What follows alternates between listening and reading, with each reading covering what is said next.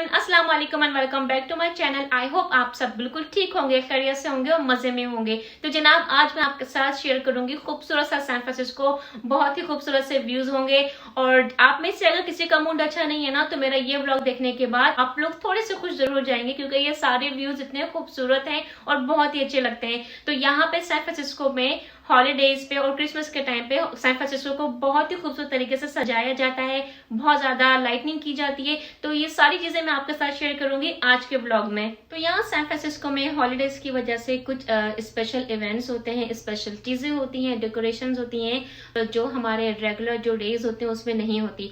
उसमें होती है आइस स्केटिंग्स होती हैं, लाइटनिंग होती है और बहुत डिफरेंट तरीकों से यहाँ पे सैन फ्रांसिस्को की जो मेन स्ट्रीट्स हैं, शॉपिंग सेंटर्स हैं, जो मेन मॉल्स हैं, उनको डेकोरेट किया जाता है। और इसके अलावा यहाँ पे आर्टिफिशियल स्नो पार्क भी बनाए जाते हैं, जहाँ पे बच्चे और बच्चों के साथ बड़े हम सभी जाके बहुत एंजॉय करते हैं। लेकिन आज के ब्लॉग में मोस्टली जो मैं आपके साथ क्लिप्स शेयर करूंगी वो होंगे सैन फ्रांसिस्को के रेगुलर स्ट्रीट और मॉल्स के कुछ क्लिप्स। तो चलिए फिर without wasting our time let's start the video guys.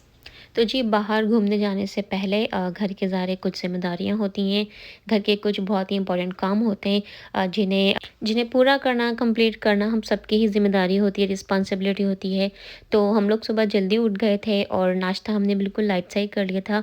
मैंने चाय ले ली थी और साथ में मैंने थोड़े से ब्रेड जो हैं वो टोस्ट कर लिए थे। फिर उसके बाद यहाँ पर मैं लंच की तैयारी कर रही थी, लंच रेडी कर रही हूँ। लंच में मैंने बनाई थी भिंडी की भुजिया।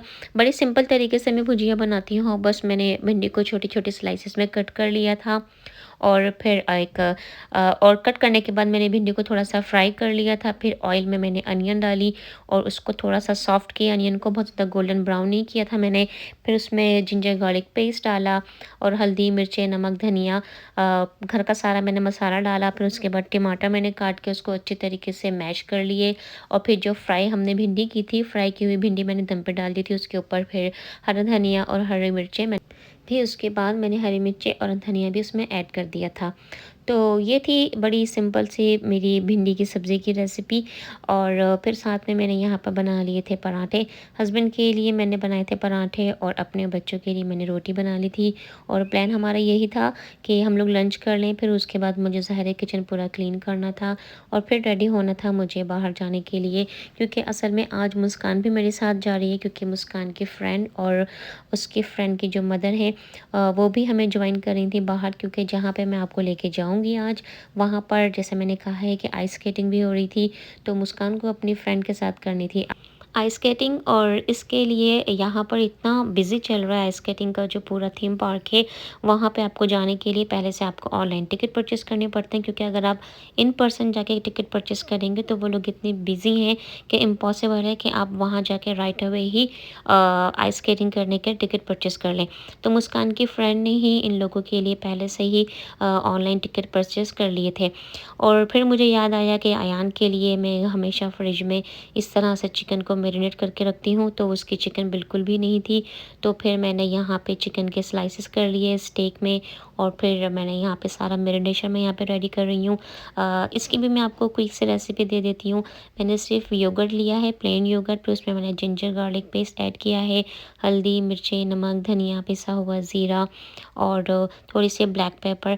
और मैंने ये सारी चीज़ें पहले मिक्स कर ली अच्छी तरीके से और फिर ये जो चिकन के स्लाइसेस हैं वो मैंने इस तरह से इस पूरे मसाले में इसको मैंने अच्छी तरीके से मैरिनेट कर दिए हैं। और ये है कि आप इसको अगर पहले से मैरिनेशन कर देंगे ना, तो आपकी चिकन ना इतनी सॉफ्ट हो जाएगी। और हाँ, मैंने ना इसमें 2 टीस्पून मैंने ऑयल भी ऐड किया था। तो ऑयल को ऐड करने से क्या होता है, जो चिकन होती है, जो चिकन का जो मीट होता है बहुत ज़्यादा टेंडर और सॉफ्ट हो जाता है।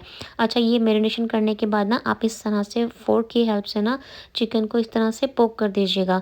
तो इससे क्या होगा कि जो मसाला है वो भी अच्छी तरह से चिकन जो है पूरा एब्जॉर्ब कर लेगी और फिर जो चिकन की जो मैरिनेशन है ना वो बहुत अच्छी हो जाएगी और बहुत अच्छी तरीके से जो चिकन है ना वो आपकी कुक होगी। तो बस यहाँ पर मैंने जल्दी से चिकन को मैरिनेट कर दिया था और फिर हम लोग रेडी हो गए थे और अब तैयारी थी यहाँ पे सैन फ्रांसिस्को डाउनटाउन आने की।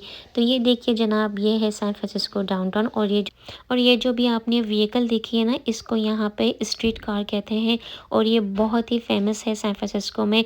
एक्चुअली उसका नाम है वो है एफ मार्केट और ये बहुत ही ज़्यादा एक मेन अट्रैक्शन है टूरिस्ट के लिए। जब भी टूरिस्ट यहाँ पे आते हैं वो इस व्हीकल को ज़रूर यूज़ करते हैं। तो यहाँ पर मैं आपको दिखा रही हूँ मॉल।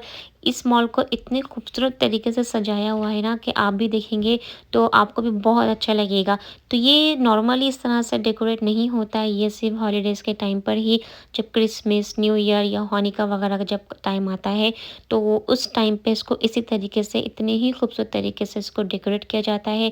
ये जो लाइटिंग यहाँ पे की हुई है वो एक तरह से उसको ट्री का शेप दिया हुआ है जो बहुत ही खूबसूरत लग रहा था।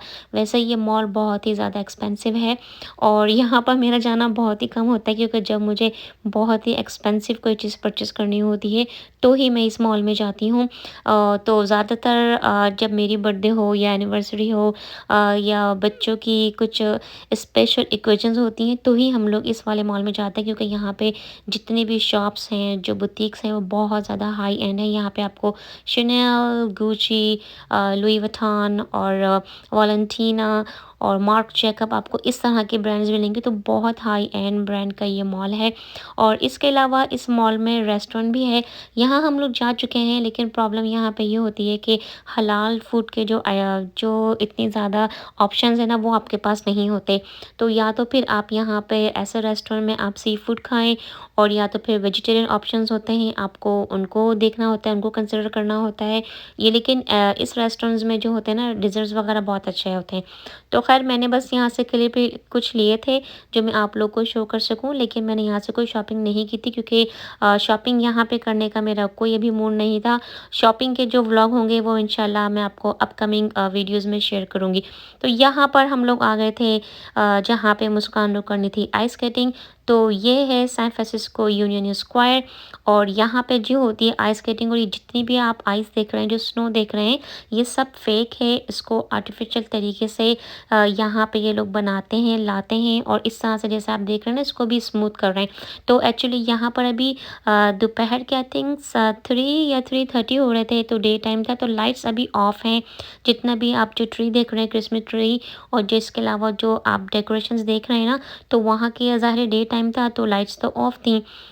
तो हमारे पास अभी थोड़ा और टाइम था, तो फिर मैं आपको यहाँ पे लेके आ गई हूँ दूसरे मॉल में, और ये है वेस्टफील्ड मॉल।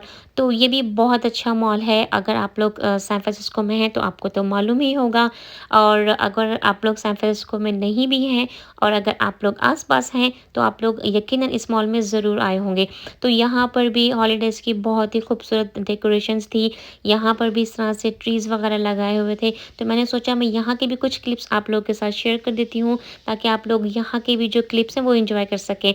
तो ये मॉल बहुत अच्छा है। ओवरऑल आपको यहाँ पे हर तरह के ब्रांड्स और हर तरह के डिफरेंट डिफरेंट क्वालिटीज़ की आपको चीज़ें मिल जाती हैं। और जब हॉलीडेज़ का टाइम होता है ना, तो यहाँ पे बहुत अच्छी सेल लगती है। तो यहाँ पर इस वाले मॉल में तो मैं अक्सर जाती हूँ, तो बल्कि यहाँ से मैंने कुछ चीज़ें मुझे परचेज़ करनी थी ज़ारा से और H&M से, तो मैंने वो भी परचेज़ की थी। तो वो मैं इंशाल्लाह आपको दूसरे व्लॉग में आपको शेयर करूँगी, आपको दिखाऊँगी कि मैंने वो कौन सी चीज़ें पिक की थी।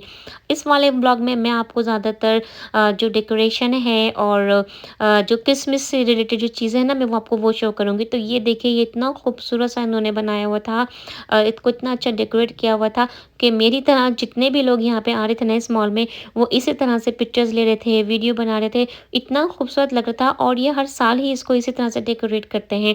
तो इस तरह की ना बहुत चीज़ें आपको मिलेंगी यहाँ पे सैन फ्रांसिस्को में हॉलीडेज़ के टाइम पे, और बहुत ही खूबसूरत लगता है यहाँ पे आना, टाइम स्पेंड करना। तो हमने थोड़ा सा टाइम वहाँ पे स्पेंड किया, और फिर अब यहाँ पे टाइम हो चुका था मुस्कान को आइस स्केटिंग के लिए, क्योंकि यहाँ पे आइस स्केटिंग पे आने के लिए आपको पहले से ही जैसे टिकट आपको परचेस करना होता है, और टिकट पे ऑलरेडी टाइम मेंशन होता है। तो जब तक मुस्कान का बारी आई थी आइस स्केटिंग करने की, यहाँ पे लाइट्स वगैरह भी ऑन हो चुकी थी।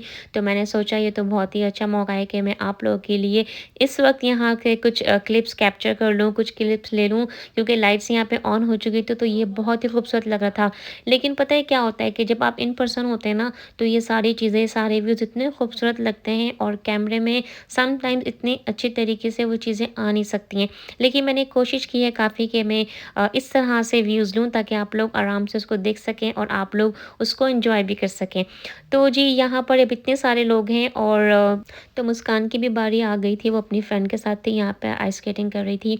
तो अगर आप लोग इंटरेस्टेड इंटरेस्टिंग है और यहाँ पे आना चाहते हैं, सैन फ्रांसिस्को से करीब हैं आप लोग, तो मैं आपको यही कहूँगी कि आप लोग ऑनलाइन इसके टिकट परचेज़ कर लीजिएगा, क्योंकि अगर आप लोग यहाँ पर इन पर्सन आके टिकट बाय करेंगे तो फ़र्स्ट ऑफ़ ऑल यहाँ पर ऑन द स्पॉट तो वो टिकट सेल ही नहीं कर रहे हैं, और जितने भी जो टिकट वो सिर्फ ऑनलाइन ही अवेलेबल हैं, और ऑनलाइन भी टिकट परचेज़ करने के लिए एक लंबी वेटिंग लिस्ट है। और जो टाइमिंग है वो इनकी आई थिंक 9 o'clock पे, 9 या 10 o'clock पे स्टार्ट होती है, और 1 आवर का आपको टाइम देते हैं।